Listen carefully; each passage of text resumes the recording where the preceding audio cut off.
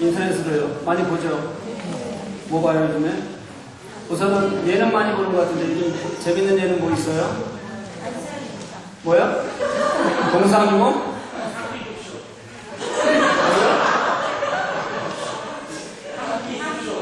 한국쇼 길거리 다니면서 배 눌려서 밥 얻어 먹는 거예요. 네. 무한도전 안 봐요? 여러분 이제 무한도전 안 하지 않아요 혹시? 얼마 안 할 수도 있어요. PD가 파업에 동참했답니다. 네. 드라마는 어떤 거 보세요? 요즘 핫한 드라마 별로 없죠? 하나 있었는데 이제 그만한다고 그러는데 아예? 그렇죠? 안 보나 봐요? 네. 아버지가 이상해.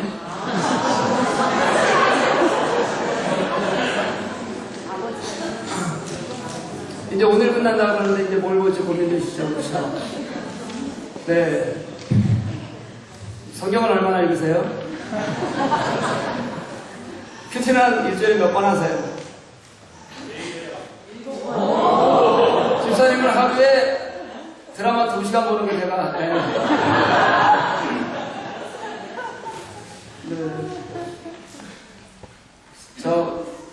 우리 교회 앞으로의 재직 기준은 예능 일주일에요. 예능 2개 이하, 드라마 2개 이하로 제한. 시간은 4시간이라는 얘기예요, 일주일에. 그러면 나는 재직이 될 수 있을 거다 하는 사람 한번 손 들어보세요. 되고 싶은 사람이 아니라 그러면 될 수 있을 거다. 일주일에 4시간 이하. 훌륭한 분들이 몇 분 계시네, 그런데요. 거기다가 플러스 성경 읽도 큐티 180일 이상. 180일. 네. 이렇게 구체적으로 한번 정해야 될까봐요. 제가 캐나다 갔는데 경상도 부산에서 오신 목사님이 한 분 계셨는데 부산에서는 한마디 하면 한 단어로 모든 것을 제압할 수 있는 단어가 있답니다. 그 단어는 모든 것이 제압이 된다 그러더라고요. 여러분. 읽읍시다. 큐티도 좀 하시고요. 드라마 그만 보고 예수님을 좀 사모하는 여러분들 되셨으면 좋겠습니다. 네. 그런데 오늘 말씀은 꼭 한편의 드라마 같아요. 오늘 말씀은 그냥 제가 드라마를 본다 생각하시고 한번 들었으면 좋겠다는 생각이 들었습니다. 자연스럽게 그려지는 그림들이 있어요. 한번 좀 상상해 보시고요. 또 그렇게 자연스럽게 그려지는 그림 속에서 하나님은 내게 무엇을 말씀하고 싶어 하시는지 한번 마음으로 읽었으면 좋겠습니다. 오늘 본문을 읽다 보면 묘하게 끌리는 2개의 사건이 꼬여 있어요. 이게 꼬여 있는 것 같은데 또 2개가 아주 평행선을 긋고 이렇게 달리고 있는 것처럼 그렇게 그림이 그려집니다. 아무것도 안 그려지는데 자꾸 그림이 있고 선이 있고 답답하시긴 하겠지만 그래도 한번 좀 들어보세요. 같은 시간에 약간 떨어진 같은 장소라 그러기도 애매하고 다른 장소라고 하기도 애매한 그런 장소에서 2 사람의 주인공이 서로 교차하면서 오늘 말씀이 그려지고 있어요. 첫 장면은 예수님께서 겟세마네 동산에서 잡히셔서 이제 안나스에게로 끌려가는 장면이에요. 안나스는 현직 재판장이 대제사장이 아니었습니다. 그런데도 불구하고 여전히 큰 영향력을 가지고 있는 사람이었기 때문에 그에게 먼저 끌려가는 거예요. 끌려간 다음에 장면이 바로 바뀌어요. 그 다음 장면이 뭐냐면 베드로가 그 시간 같은 뜰에서 예수님을 부인하는 장면이 나와요. 그러면 또다시 장면이 바뀝니다. 그러면 예수님께서 이제 안나스에게 재판을 받으시는 장면인데 정식 재판이 아니에요. 거기에서 신문을 받으시는 거예요.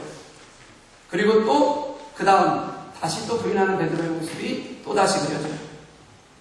이렇게 자꾸 교차되면서 그 안에서 하나님께서는 내게 뭐라고 말씀하고 싶어 하나 나의 모습을 좀 돌아볼 수 있었으면 좋겠고요.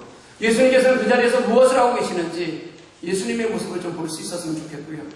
그리고 이제 우리의 삶을 돌이켜서 결단하는 시간이 되기를 주님의 이름으로 간절히 소망합니다. 아멘.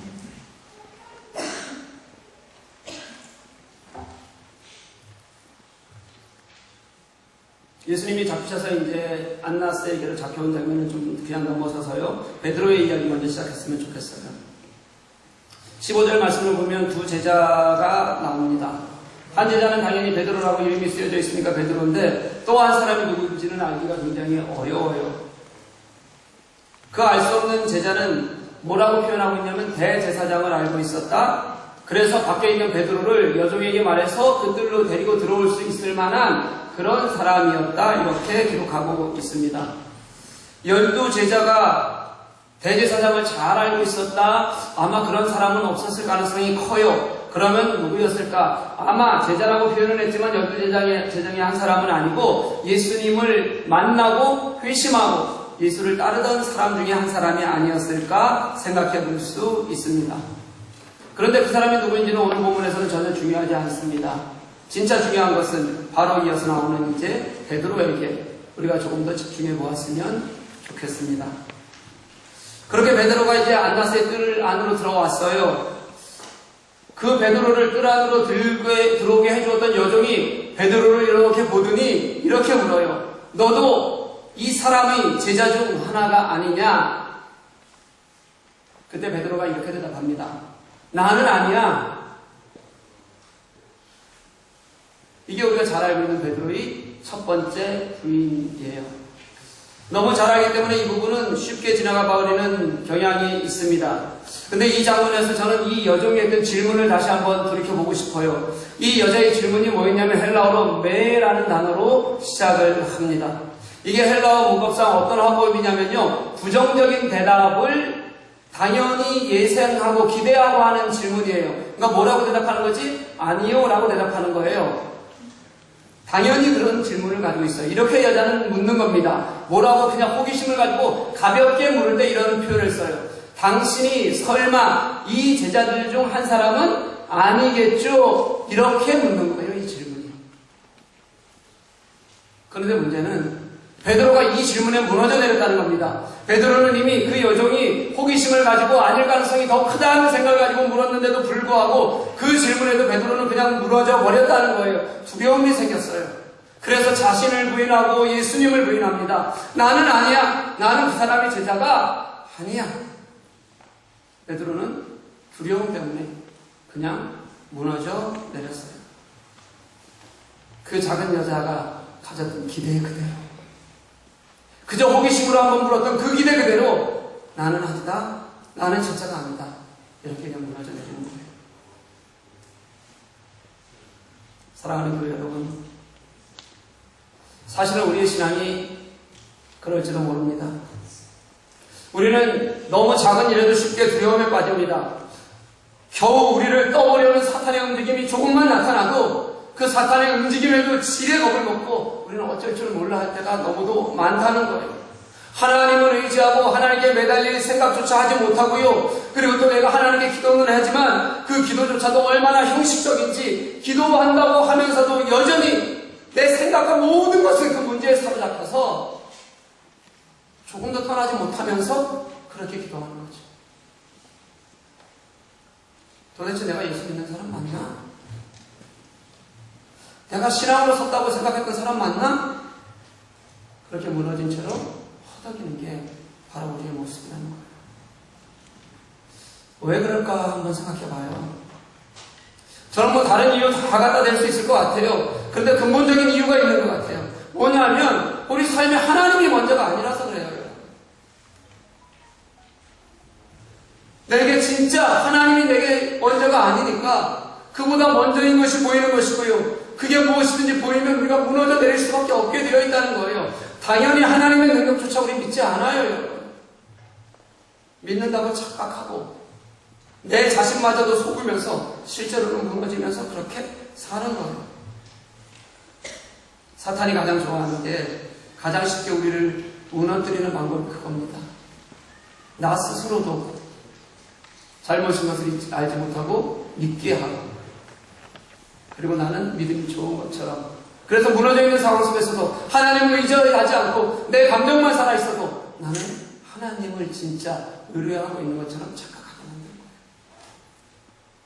사랑하는 교회 여러분, 하나님이 먼저가 아니면 우리는 평생을 예수 믿으면서도 진짜 예수님의 은혜를 경험하지 못할 수도 있다는 거예요. 베드로는 너무 두려움이 컸어요. 어떻게 그 재판받는 곳들에까지 내가 한번 가서 보겠다는 마음 때문에 따라오기는 했지만 그건 어떠면 제 생각에는 자기 연민 때문이었을지도 모르겠다는 생각이 들었어요. 내가 거기에조차 가 있지 않으면 내가 아무것도 아닌 것처럼 여겨지는 마지막 자존심 같은 거, 신앙조차도 예수님 때문이 아니라 자기 자신 때문에 그곳에 와 있을지도 모른다는 생각이 들어요. 그것 때문에 예수 때문이 아니라 자기의 알량한 자기 신앙 변명 때문에 그곳에 있으니까 한 여종이 하는 그런 물음에도 쉽게 무너져 내릴 수밖에 없게 되는 거죠. 아니면 이런 것일 수도 있어요. 요한복음에서는 잘 알 수 없지만 다른 복음서에서 보면 힌트를 조금 얻을 수 있는데요. 누가복음 22장 54절은 베드로가 이제 예수님을 따라 그 대제사장의 뜰로 들어갈 때를 이렇게 기록을 하고 있어요. 예수를 잡아 끌고 대제사장의 집으로 들어갈새 베드로가 멀찍이 따라가니라, 이렇게 표현해요. 겟세마네에 잡히신 예수님이 대제사장의 뜰로 끌려가는 거거든요. 그럴 때 베드로는 도망가지는 않았어요. 예수님을 따라가요. 근데 그 모습이 썩 아름답지 않다는 거예요. 뭐라고 표현하냐면 멀찍이 따라갔다, 이렇게 표현해요. 누가가 이렇게 표현하는 이유가 있어요. 뭐냐면 베드로는 대제사장의 뜰에 들어오기는 했어요. 그런데 들어왔어도 여전히 그의 발은 한 발은 예수에게 두고 있지만 한 발은 언제라도 나는 도망가야겠다는 바깥에 두고 있다는 거예요. 예수께서 잡히셨지만 아직 모르는 거예요. 어떤 반전이 일어날지 혹시 몰라요. 예수님께서 풀려날지도 몰라요. 그러니까 궁금하고 나는 봐야겠어요. 혹시라도 운 좋아서 예수님이 풀려나신다면 예수님은 무언가 하실 수 있을 것이고 내가 여기 있는 것이 아마 굉장한 자랑이 될 것이다 생각했을 수도 있어요. 그런데 지금은 분위기가 그렇게 녹록하지 않거든요. 분위기가 그렇게 심상치가 않으니까 우선 멀찍이 뒤에서 언제라도 나가야 되겠다는 생각으로 그렇게 바라보고 있는 거예요. 베드로는 흔들리고 있었고 그러니까 언제라도 쉽게 무너져 내릴 수 있는 그런 모습으로 서 있다, 상태로 머물러 있다는 것을 성경은 우리들에게 분명히 말씀해 줍니다. 그렇게 흔들리잖아요. 그렇게 부인했잖아요. 근데 18절에 이어지는 말씀이 뭐냐면요. 그때가 6월절이거든요. 날씨가 약간 쌀쌀해요. 쌀쌀하니까 그때가 되면 저녁에 무슨 일이 있으면 불을 피워요. 그리고 베드로도 그 불을 어떻게 해요? 같이 쪼이고 있었다. 이렇게 말씀이 표현합니다. 영적으로는 철저히 무너졌는데 나는 예수의 제자가 아니라고 말했는데 그랬는데도 불구하고 나는 불은 쬐야 되겠다는 거예요. 내가 예수님은 부인했는데 내 몸은 따뜻하게 쪼여야 되겠다는 거예요. 예수를 부인하고도 영적으로 무너지고도 내 눈앞에 있는 주인은 모면해보자고 불을 쬐는 베드로. 저는 그렇게 묵상을 하다 보니까 제가 얼마나 초라해졌는지 모르겠어요. 예수님은 여전히 위험과 조롱의 한가운데에서 그렇게 고통을 받고 있으신데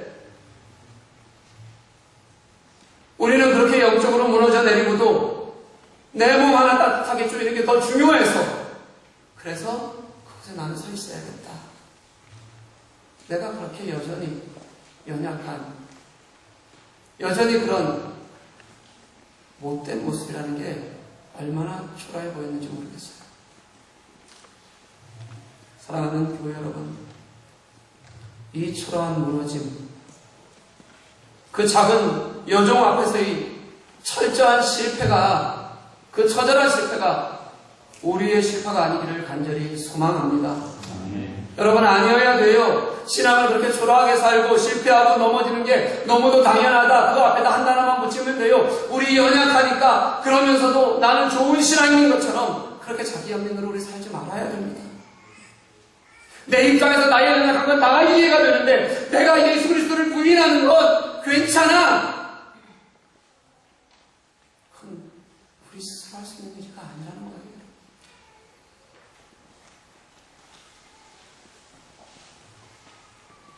예수께서는 우리를 그렇게 두지 않으셨습니다. 나는 겨우 쌀쌀한 날씨 하나 못 이겨서 숯불주의를 맴돌면서 내 안에 예수가 없어도 괜찮고 예수를 앞에 두고도 내가 그 자리에서 무너져도 괜찮은 신앙으로 우리를 그렇게 부르신 것이 아니에요. 사랑하는 교회 여러분, 예수가 먼저 진짜 세상 무엇보다 예수가 나의 먼저가 되시기를 간절히 소망합니다. 예수가 내게 힘이 되게 하시고 내가 예수로 사는 것이 기쁨이 되는 그런 은혜를 누리는 저와 여러분 되시기를 간절히 소망합니다.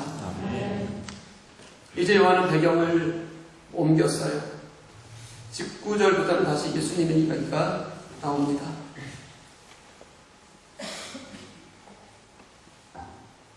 이제 안나스가 예수님을 신문하는 장면이에요. 신문하면서 예수에게 물었던 것이 두 가지였습니다. 뭐냐면 하나는 제자들에 대해서 물었고요. 하나는 예수님의 교훈에 대해서 물었어요. 이게 무엇을 알고 싶은 거냐면요. 제자들에 대해서 물었다는 것은 예수가 얼마나 많은 추종자를 가지고 있는지 이것에 대해서 물은 거예요. 다시 말하면 얼마나 추종자가 많아서 우리들에게 위험이 되겠는가 하는 것을 물은 거예요.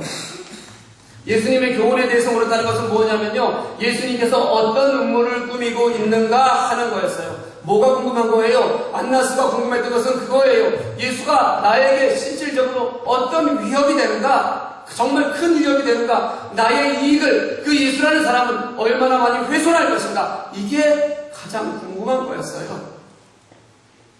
이 말씀을 보는데 그런 생각이 들었습니다. 세상 반대편, 예수님의 반대편에 있는 세상이 그런 거라는 생각이 들었어요. 내 기득권이 있어요. 내 이익이 있어요. 거기에 사로잡혀서 조금이라도 그게 훼손될까봐 염려하는 거.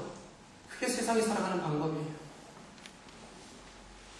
그런 세상에 죄로 가득하면서도 자신의 이익이나 생각을 포기할 수 없다는 세상에 대해서 예수님께서는 하나님의 사랑을 들려주셨고 당신의 구속에 십자가를 선포하셨어요. 그게 예수님의 십자가고 예수님이 이 땅에 오신 이유였거든요. 예수님이 이렇게 대답하세요. 나는 숨어서 말한 적이 한 번도 없어. 나는 공개적으로 얘기했어. 모든 사람들이 들었어. 그러니 이제 나에게 묻지 말고 다른 사람들에게 물어봐라. 이렇게 말씀하세요. 이게 무슨 뜻이냐면요. 들은 사람들이라는 게 그냥 밖에 나와서 물어보면 다 내용을 알 수 있을 거야 이런 얘기 아니에요. 무슨 얘기냐면 들은 자에게 물어보라는 얘기는 증인들이 있을 테니까 증인을 세워달라 이런 뜻입니다. 안나스는요 지금 현재 대제사장이 아니에요. 그냥 권력을 가진 사람이에요. 그러니까 이 재판을 열 만한 자격이 없어요. 이 자격은 대제사장이 가지고 있어요. 그러니까 지금은 불법 재판입니다. 예수님은 이런 순간에 뭐라고 말씀하시냐면 나 바르게 재판받겠다. 분명하게 사내들의 재판을 열어달라. 그리고 나는 그곳에서 내가 가야 할 길을 내가 말하고 내가 그 길을 가겠다. 이렇게 말하는 거예요. 내가 지금 십자가의 길로 가야 되는데 방해하지 말고 재판 열고 나를 그 길로 인도해라. 정식 재판을 요구하시는 말씀이 바로 이 내용인 거예요. 그 재판을 통해서 예수님은 십자가를 지시겠죠. 그 재판을 통해서 고통을 다시 또 겪으시겠죠. 그리고 그 재판을 통해서 죽을 고비를 넘기시고 나서도 결국은 우리를 구원하시겠다는 한치의 흐트러짐도 없는 하나님께서 계획하셨던 구속사의 그 길을 예수님께서는 걸어가겠다고 말씀하셨습니다. 또 안나스의 아랫사람이 예수님을 때리면서 모욕하니까 그래도 예수님은 전혀 흔들림이 없이 진리를 선포하십니다. 사랑하는 여러분, 환경이 예수님의 의지를 꺾지 못합니다. 어쩌면 너무 살벌해서 지금 당장 죽을 것처럼 보이는 그 분위기에서도 예수님은 당신이 가야 될 그 길을 절대 포기하거나 멈추지 않으세요. 당신이 가야 될 길이 있으시고 그 길이 십자가를 넘어서 우리를 구원하시는 길이십니까? 그거는 멈추실 수가 없는 거예요. 제가 쿠바 선교 여행을 가서요. 사역 둘째 날에 오후 쿠바에서 이제 태어나신 한인 2세 할머니를 방문을 했습니다. 85세 되신 할머니하고 성함이 마리아 김박이셨나? 하여튼 이셨어요.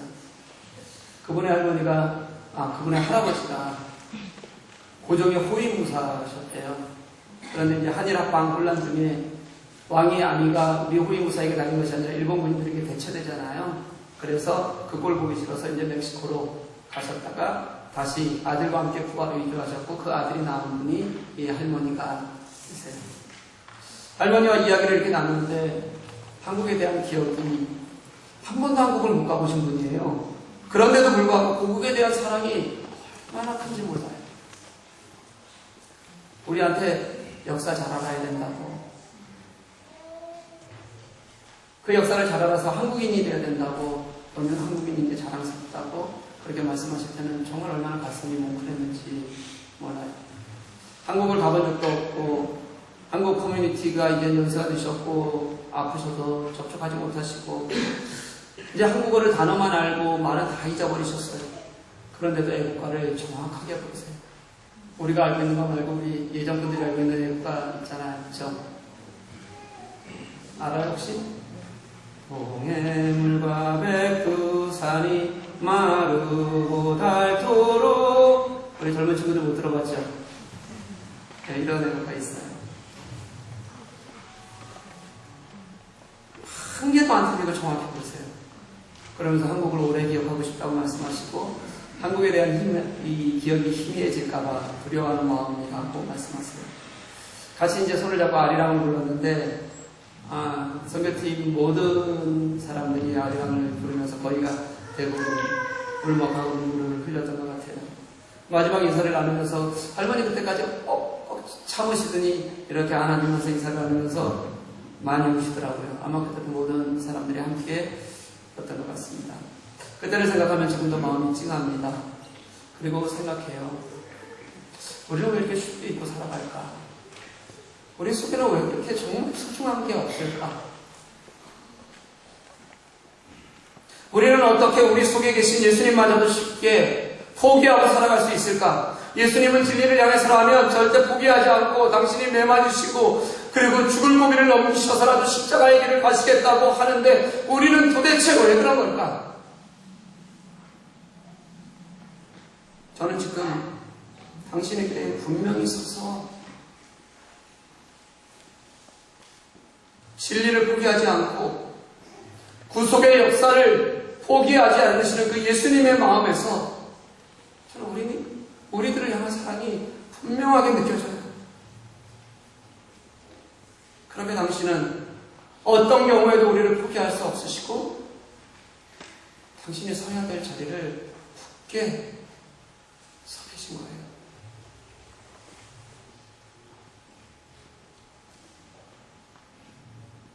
그런 예수님이 이제 가야바에게로 보내집니다. 대제사장이에요. 그리고 다시 한번 화면이 또 바뀌어요. 거기에는 이제 베드로가 다시 또 화면에 등장을 해요. 베드로는 여전히 뭘 하고 있냐면 그런 과정이 지났는데도 여전히 베드로가 하고 있었던 것은 불을 쬐고 있는 일이었다고 그렇게 성경은 기록합니다. 영적 절망의 가운데서 이것이 진행되는 과정 속에서도 베드로는 여전히 내 육신의 필요가 더 중요했고 그것을 쫓고 있을 뿐이고요.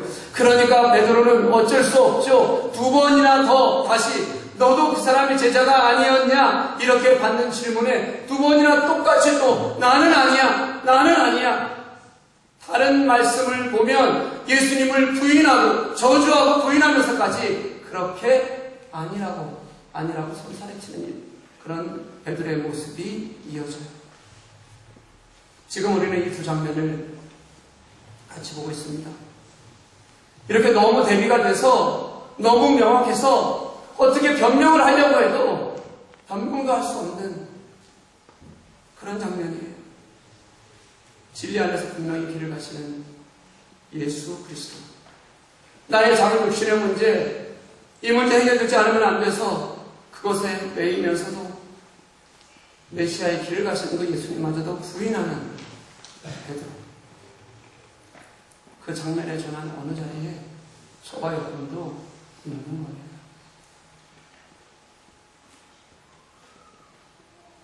그리고 마지막 27절 말씀 같이 한번 읽어볼까요? 같이 읽습니다. 시작. 이에 베드로가 또 부인하니 곧 다리이니라. 아멘. 요한은요, 다른 복음서와는 달리 베드로가 예수님이 자신을 부인할 것을 기억했고 그리고 통곡했다라는 말씀을 기록하지 않아요. 이 말씀이 요한복음에서 그냥 끝이에요. 아마 요한은 베드로의 통곡, 그것보다는요, 예수님의 외로움을 아마 더 기록하고 싶으셨던 것 같아요.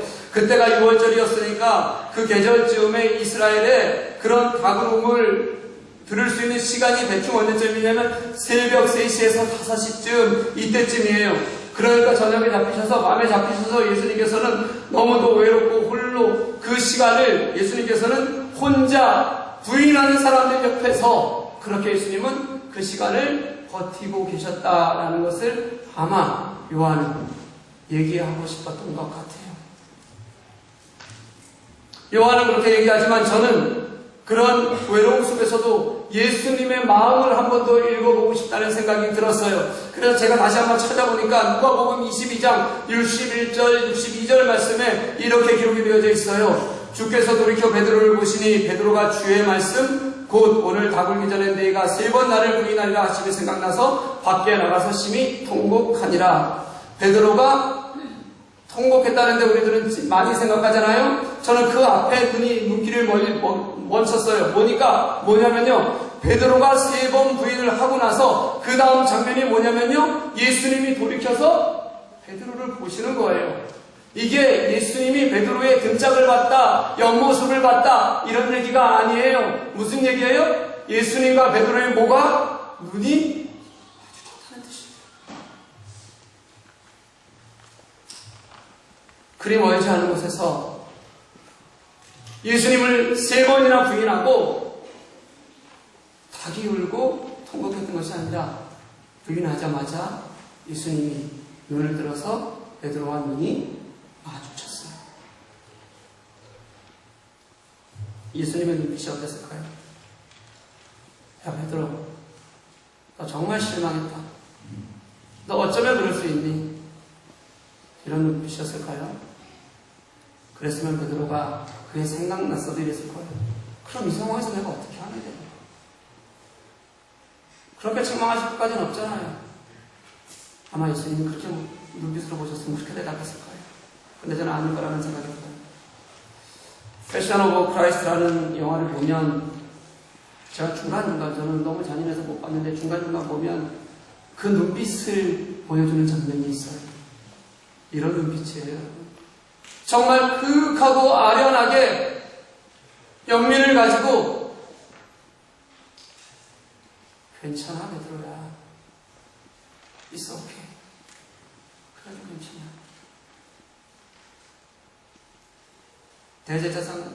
대제사장 앞에서는 내가 진리로 서야겠다. 모욕을 당해도 괜찮다. 매를 맞아도 괜찮다. 그렇게 당당했던 예수님이 베드로를 향해서는 눈빛으로 그렇게 말씀하시는 거예요. 괜찮아. 베드로야, 괜찮아. 저는 그때 이미 베드로의 마음속에 통곡이 터졌다고 생각해요.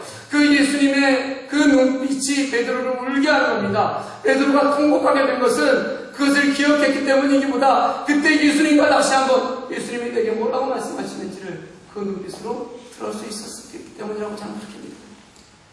아무리 베드로를 우리가 부정적으로 그려도요, 그래도 베드로는 베드로예요. 예수님의 사랑을 가장 많이 받았던 제자였고요.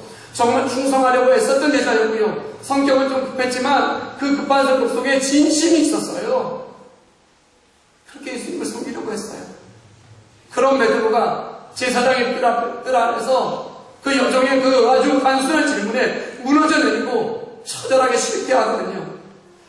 우리에게 예수님은 이렇게 말씀하시는 거예요. 베드로도 그랬으니까 너희들도 실패할 수 있어. 이렇게 말씀하시려고 우리를 쳐다보시는 게 아니라요.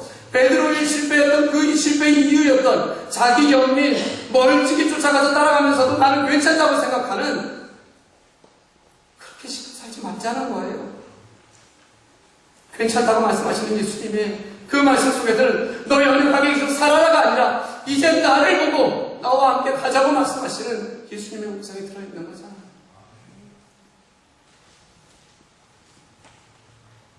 여정의 호기심에, 그 호기심에 찬 한 번의 질문 하나에도 그렇게 쉽게 무너져야 했던 그 장면의 비참함을 잊지 말라고 우리들이 말씀하시는 거예요.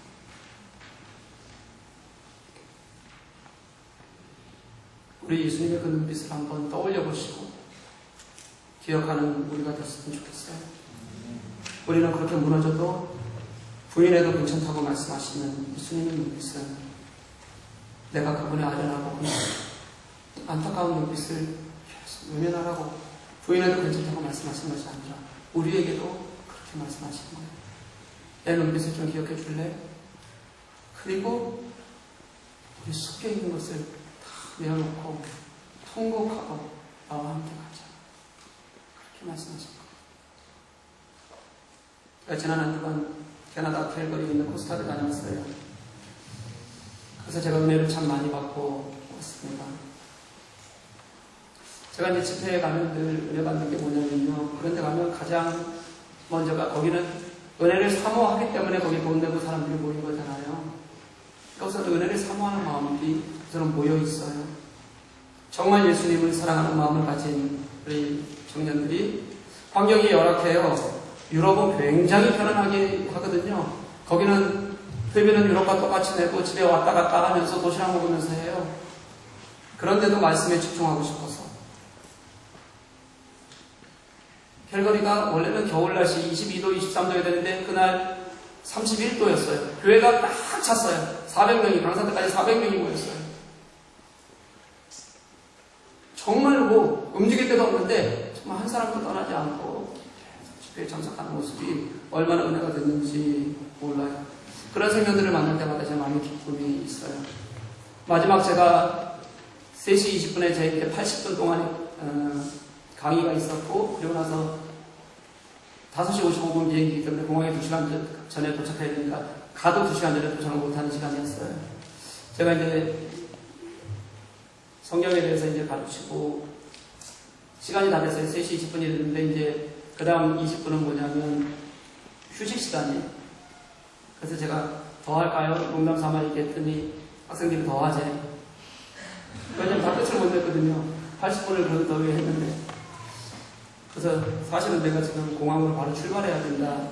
그랬더니 하나같이 아쉬운 감성. 네. 여러분만 행복한지 모르고 살아요. 정말로 하나같이 아쉬운 감성. 너무 미안한 마음을 갖고 나왔어요. 더 끝은 못 냈고 더 아쉬움은 없고.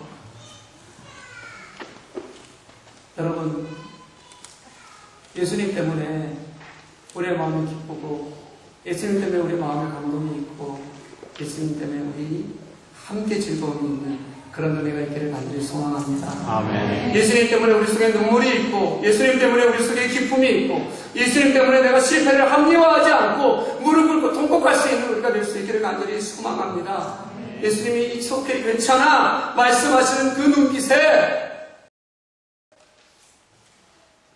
그 눈빛에 있는 우리를 향한 예수님의 마음을 읽을 수 있는 우리가 되기를 간절히 소망합니다.